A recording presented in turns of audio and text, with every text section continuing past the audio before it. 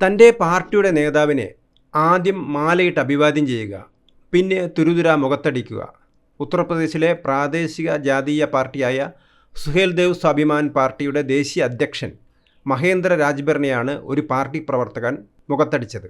ഉത്തർപ്രദേശിലെ ജാൻപൂരിനടുത്ത് ആഷാപൂർ ഗ്രാമത്തിലാണ് സംഭവം നടന്നത്. ബ്രിജേഷ് രാജ്ഭർ എന്ന പാർട്ടി പ്രവർത്തകൻ തന്നെയാണ് ദേശീയ പ്രസിഡന്റിനെ മർദ്ദിച്ചത്. ഏതായാലും ഇത് നേതാക്കൾക്കെല്ലാം പാഠമാണ്.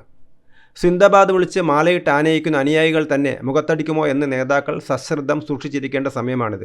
രാജ്ഭർ സമുദായത്തിന് സ്വാധീനമുള്ള സഫറാബാദ് മണ്ഡലത്തിലെ രാജ്ഭർ പ്രമുഖൻ്റെ പ്രതിമ സ്ഥാപിക്കുന്ന ചടങ്ങിൽ മുഖ്യാതിഥിയായി എത്തിയതായിരുന്നു മഹേന്ദ്ര രാജ്ഭർ. എന്നാൽ ഉത്തർപ്രദേശിലെ മന്ത്രിയും ഇതേ സമുദായത്തിൻ്റെ തന്നെ പാർട്ടിയായ സുഹേൽദേവ് ഭാരതീയ സമാജ് പാർട്ടിയുടെ SBSP നേതാവുമായ ഓം പ്രകാശ് രാജ്ഭറിൻ്റെ കൈകളാണ് അക്രമത്തിന് പിന്നിലെന്നാണ് SSP നേതാവ് മഹേന്ദ്ര രാജ്ഭർ ആരോപിക്കുന്നത്. തന്നെ മർദ്ദിച്ച ബ്രിജേഷ് തൻ്റെ പാർട്ടി പ്രവർത്തകനായിരുന്നുവെങ്കിലും ഇപ്പോഴല്ലെന്നാണ് മഹേന്ദ്ര രാജ്ഭർ പറയുന്നത്.